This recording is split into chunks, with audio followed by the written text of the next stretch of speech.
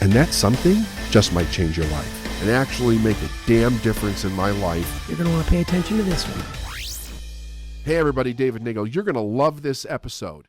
Even though we all operate with some degree of faith, faith is really a choice for us. And the degree to the amount of faith that you operate with is a choice.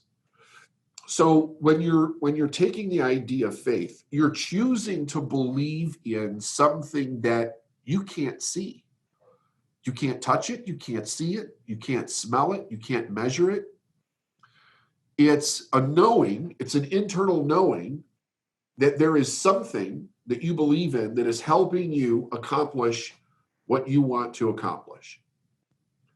And like all the great thinkers, all the great people throughout history that have done things, they'll either tell you it's energy, it's spirit, it's God, it's luck, it's that extra something, but they all agree that there's something else beyond ourselves that is helping these two sides kind of meet in the middle. That is the thing that you desire, and wherever that thing is, and whatever you need to meet in order to accomplish those things. We have the gift of an intellect. We're the only animal on this planet that has the gift of a higher intellect, of higher consciousness. And it means that we get to direct the creative energy. It's interesting, the same creative energy is flowing through a squirrel or a moose or a tortoise or a whale or a dandelion. But it can only become what it is. It can't really become something outside of itself. And at best, it can mimic behavior. But it's the same creative power. The difference is that we have, so one of our intellectual factors is reason. Reason is what gives us the ability to think. All the other life forms that we're aware of don't have intellectual factors, but we do. They're perceptive factors. Perception is one of those factors, by the way. Reason, will, perception, imagination, intuition. These are all intellectual factors. And it's through the building of those intellectual factors, through the strengthening of them, through the proper direction of them, that we consciously begin to create what we want. Where you find a person living in a world where they're a complete victim, they're 100% assured in their own mind that they're a victim. What you're really observing, the next time you see somebody like that, whether it's on TV or in real life, or you meet them on a street or wherever you meet a person that's like this, they have no consciousness of the fact that they have intellectual factors that if they were exercised and they became aware of them, they could turn their situation around. They just don't know. So in a lot of sense, they're not any different than an animal that doesn't know. The difference is that they're there. They're absolutely there. And a person has to start to link up through cause and effect of observing their own life, how those factors are working to create what they want. As a person begins to link that up in their mind through the observation of cause and effect, we start to then realize, like, oh, I really am creating this. Here's what I'm doing to create this. Right out of the gate in this episode, you hit us with the reminder to do a little bit more than I said I was going to do yesterday. So always doing a little bit more. And that's designed to sort of rewire and reprogram your brain to think like an elite person, because that's what we want to be. We want to be elite. So how has that do a little more mantra kept you on a path of continuous growth? Was it always like that? Did you struggle with doing a little bit more? How does that maybe help you keep moving forward? That was something that I found when I was driving the forklift. When I changed the three things in my attitude: act like you love what you do every job to the best of your ability, treat everybody with total respect. The do everything to your best of your ability is where I started bettering my best every day. And it started just very small, right? I would recognize, like, okay, I need to put the pen here. Okay, well, tomorrow, it actually, down here would be a little bit better. And so something as simple as that. Brandon, it was the basic. That's Wow. where I had to start with my life. Sure. So I just kept doing that. And of course, you know the story. I was shocked at how much progress I made in 30 days. Like it changed, everything. My whole perception of life began to change. Yes. So it's not just like I thought about doing it, I did it. So now I'm building a habit. I'm creating a habit of following through, a habit of completing what it is that you start, you know.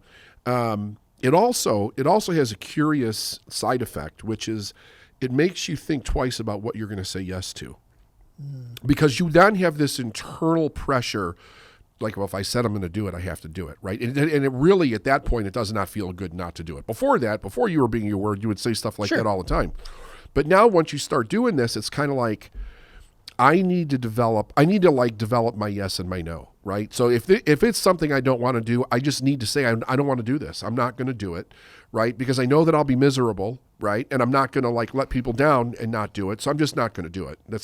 I'm going to go do something different. What a gift to give yourself. It's a tremendous gift. To be able you start to own pick your and life. choose. Yeah, you do. You own your life. You know, if it hits your calendar, you know it's sacred. It's a commitment. You're following, Don Miguel Ruiz's be impeccable with your word. If I say I'm going to do something, I'm damn well going to do it. Right. So it's really interesting how all that gets funneled into do a little bit more. And in that pursuit, it's amazing how your life will change in an instant. It is. So great.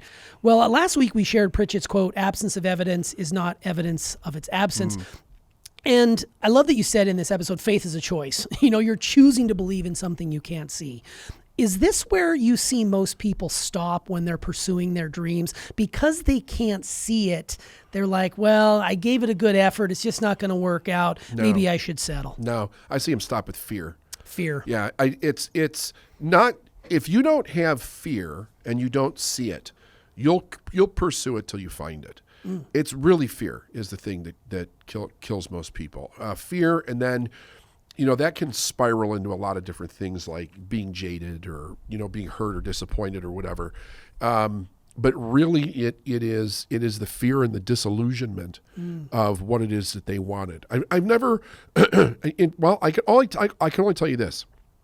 I've never seen anybody quit in the 22 years that I've been doing this because they couldn't see where to go next. That I have not experienced, but I have seen a lot of people quit because they got afraid. The fear. Yeah. That makes total sense. Yeah. So faith definitely over fear, and it is a choice. I've seen people get stuck. I've seen people slow down. Sure. I've seen people have little crises in their life, stuff like that, but not really failure. All right, for our listeners who are in business, where sales, they have a sales component Yeah. to their business and they need that to survive. They know they're going to hear no more likely than they hear yes, but it hurts. Having been in sales before, the no's hurts. It hurts. The Sounds like a bee sting. Yeah, right, exactly. It hurts so bad. Is this a deep-seated fear? Well, is this my deep-seated fear of rejection, or is there something else at play here? Is there something different? No, it's everybody's fear of rejection. Everybody's fear of rejection. People don't like to be told no. They don't like to be rejected. And here's the thing about this. I think that it's something that all life goes through to some degree that life has to learn to adapt to. We're supposed to grow through it, but what ends up happening is that we create societies where we don't. We get rejected, and the answer is don't do it anymore because I don't want to be rejected. I don't want to move through that pain. So now you have somebody, and they're going to do something that probably gives more rejection than anything, which is sales. You're always going to have more no's than you have yeses, whether they're directly or they're indirectly. So when a person's rejected, one of the interesting things about that is that if they're selling something that's theirs, they take it way more personally than they do if they're selling it for somebody else in a company. I've watched people, literally CEOs of major companies, that decided they're going to go out and start their own business. And they were a rock star as a CEO for another company. And when they started their own business, they fell flat on their face because they could not get past the rejection of the thing that was close to them. Right? Now, it doesn't mean that they can't, but I've literally witnessed this. It's a fascinating psychological deal. I mean, no, nobody likes to be rejected, but it's definitely something that you can grow past, and you can learn about yourself when it comes to rejection. Because here's the real deal. nobody is really rejecting another person. They're rejecting the interpretation of what they see themselves in whatever the relationship is. That's it.